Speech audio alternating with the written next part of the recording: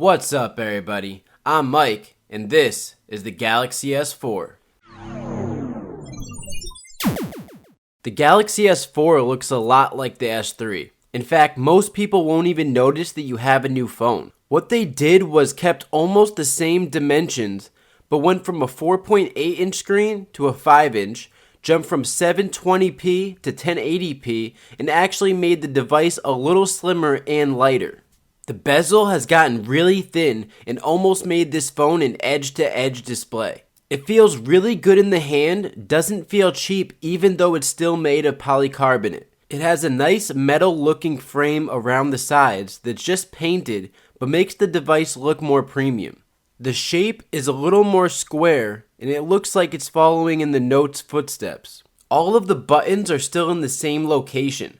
This phone is very easy to use one-handed, which is pretty impressive for a 5-inch display phone. It has a 1.9 GHz quad-core processor, 2 gigs of RAM, NFC, LTE, and weighs in at 4.59 ounces. It has a 2600 milliamp battery, which gets me through more than a full day. Plus, it's removable and there's a micro SD slot. This phone has a 5-inch 1080p AMOLED display. Colors look great, but are not 100% accurate. Has way more saturation than most displays, but a lot of people prefer it, so I can't hate on that. In this comparison of the S4 and the HTC One display, you will notice the HTC screen is way brighter and the whites are actually white, where the S4, the whites are more of a yellow tint.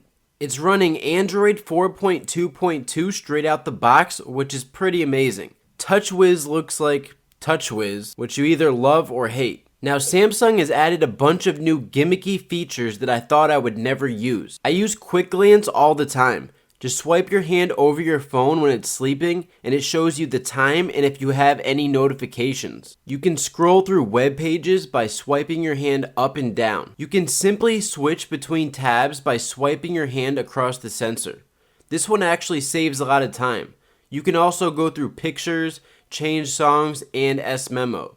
Makes it very easy to switch between home screens to place an app on whatever page you want. You can answer calls when your hands are dirty and have it set to automatically answer in speakerphone so you don't have to ever touch your phone. Automatically pauses a video when you look away from the screen. Senses your eyes so you can either tilt your phone to scroll or tilt your head. Air View is the ability to hover your finger over certain apps and see more information. In Flipboard, you can actually hover and see what articles are in each category. You can also hover over text notifications to see the message or hover over a web page to see a zoomed in view. Like the HTC One, this phone also has an IR blaster. This one, however, doesn't seem to work as well. The HTC works from further away and at different angles, where this one has to be more perfectly aligned and closer to work. The app looks really nice and has a lot of great features built in. It has a 13 megapixel camera that overall works really well in normal lighting and pretty good in low light, but nowhere near as good as the HTC One. The camera app on the S4 does have a lot of options. Some of the coolest ones in my opinion are Drama, where you can take a photo of a movement and get the whole thing in a single frame. Another cool one is the animated photo option. You can have a photo with part of it moving like a GIF file. There's also an option called Eraser where you can take someone out of the background of your shot. You can also take full 1080p video and take pictures or video in HDR mode. The speakers aren't bad. They actually get pretty loud, but after having the HTC One, these speakers can't even compare.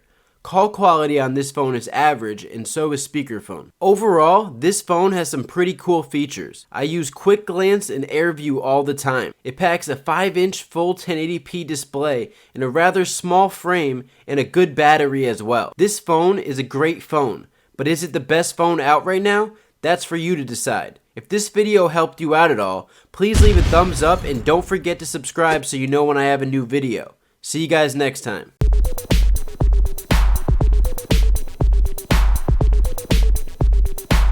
Blah, blah.